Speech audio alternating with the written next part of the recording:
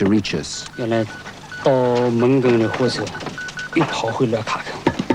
Goods carrying up from Dutch Lake to Lashio, those who arrived Mungun. Shan spies counted 700 mules and also filmed the convoy.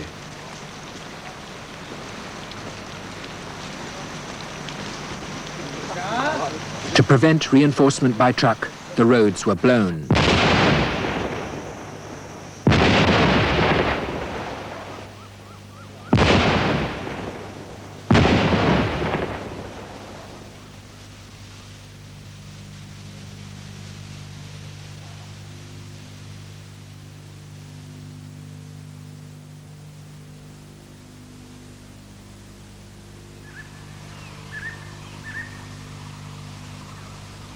The campaign was to be fought in an almost picture-book countryside, and even if they'd tried, we felt the generals could have hardly chosen a more pastoral or more peaceful setting.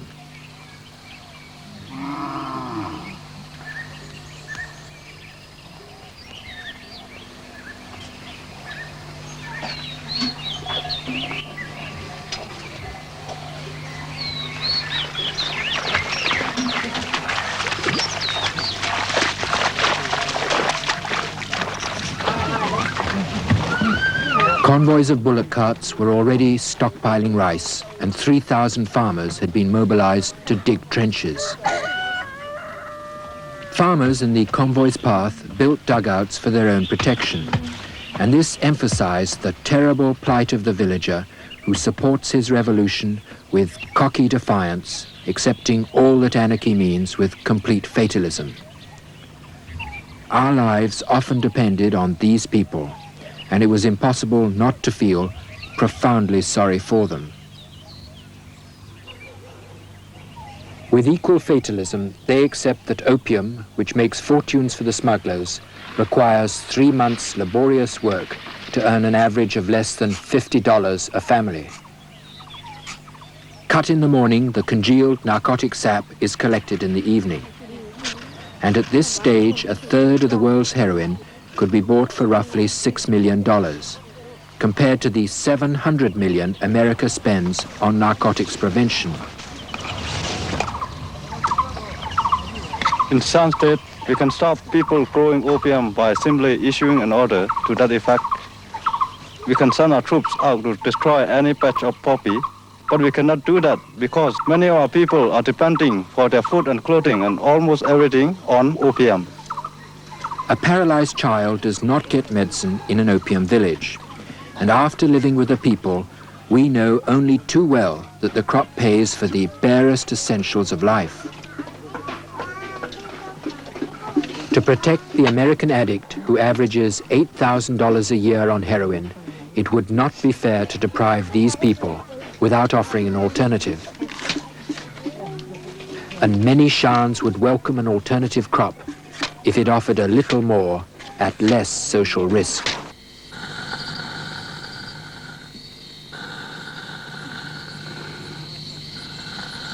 As resistance fighters, we live among the people. In many places, we find old men smoking opium.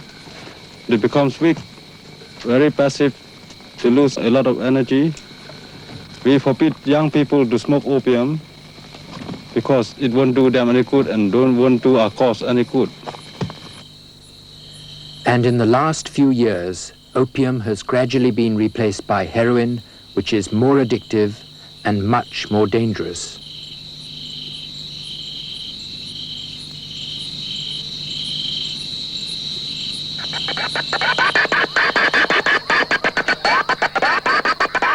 The convoy of Los Angeles with 700 mules starting coming up at 9:30 a.m. They are crossing the Southern River on the 26th. Los Angeles has moved all his opium from Konlong to Lashio, ready to go down to Thailand. At present, the Burmese troops also moving up to help the Kokan Kagoyes to carry down the opium. Within this week, we are going to ambush Los Angeles convoy and to capture them. There we will get a lot of money and will solve our problem.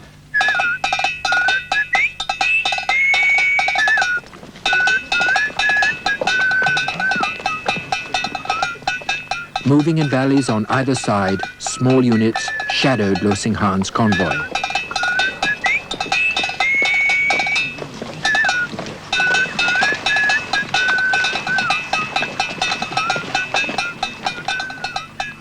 It was now travelling at less than 20 miles a day, and as each alternative route was left behind, the units blocking these routes closed in from the rear and the sides. But the way ahead was cleared every morning by the convoy's vanguard of 500 soldiers. We were told that they were the best in Shan State, though many were very young.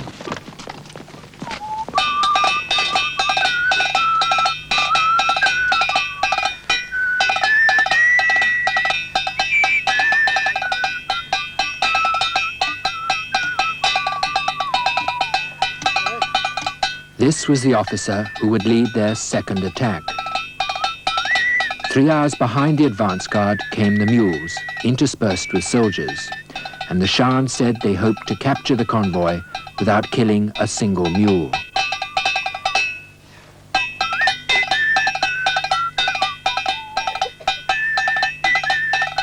The packs were the reason why the Shans never shot at the mules. A dead mule leaves an unmovable pack.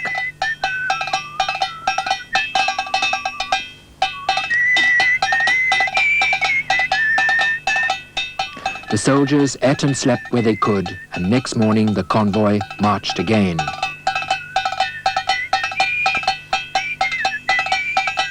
This long valley formed the entrance to a gigantic cage, and with all other routes blocked, we waited nervously for the trap to be sprung.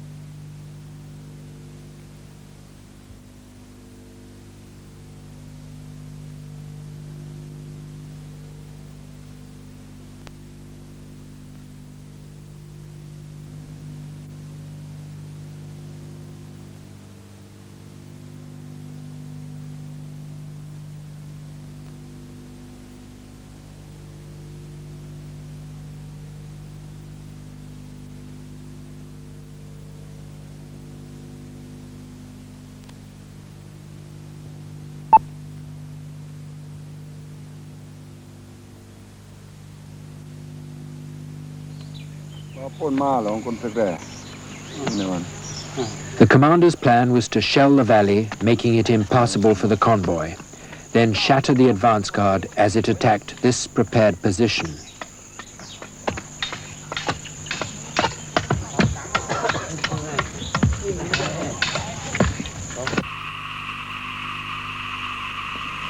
That night, standing very subdued on the hill where the attack would come, the soldiers seemed literally numbed by the years of anarchy, which had left both victory and defeat without much meaning for Shans. Whatever happened next day, someone would always be fighting on the day after.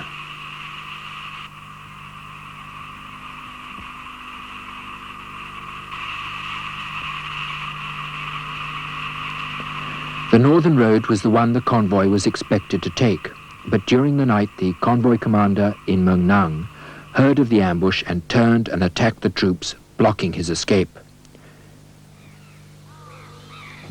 The mortars started at dawn across the mountain.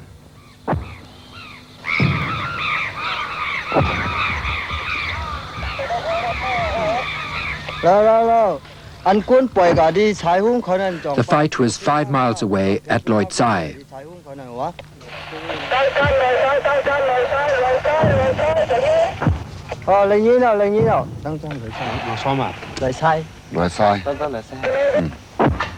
Ben to sức lạt qua mù isana mùi ở miềnเขาอันเป้าตั้งน้องข้าlàm đại nụcนะlàm đại nụcแต่ไรก็เป้าไว้เพราะว่าโกกังมาแต่ไรสูบยืดเจ้าใจเอาแต่ไรขึ้นมาก็ดีขึ้นที่ออกมินเขาอันได้ต่างไรยินโอ้วะ The fight lasted all day, and the wounded came in during the evening.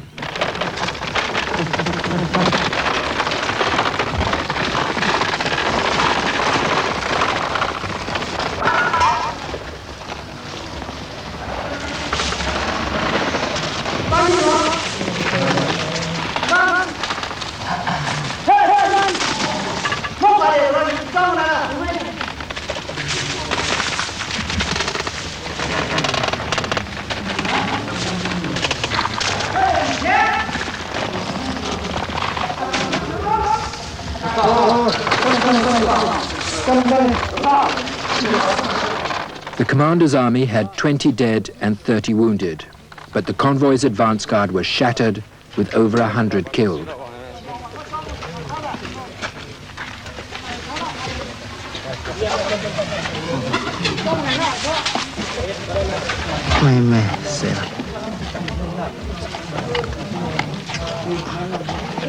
The commander's soldiers are paid $100 a year with a $25 bonus for wounds. And all the soldiers of all the opium armies earn less than $500,000 a year. One day it should not be very difficult nor expensive to persuade these men to do something else.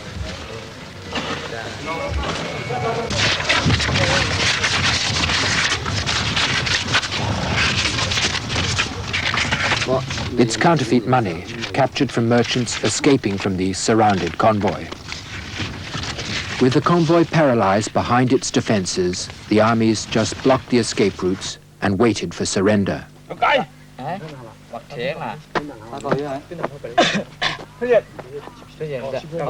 They're gambling for their expected share of the booty.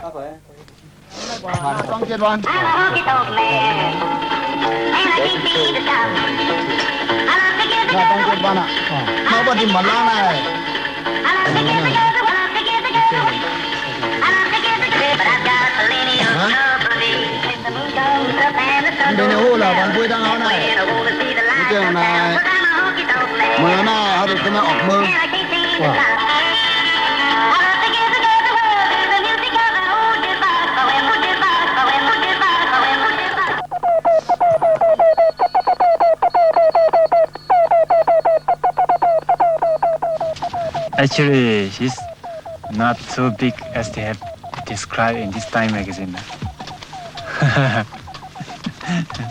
Lo Xinhan maintains a private army of around 5,000 local tribesmen. If she has 5,000, we dare not attack them.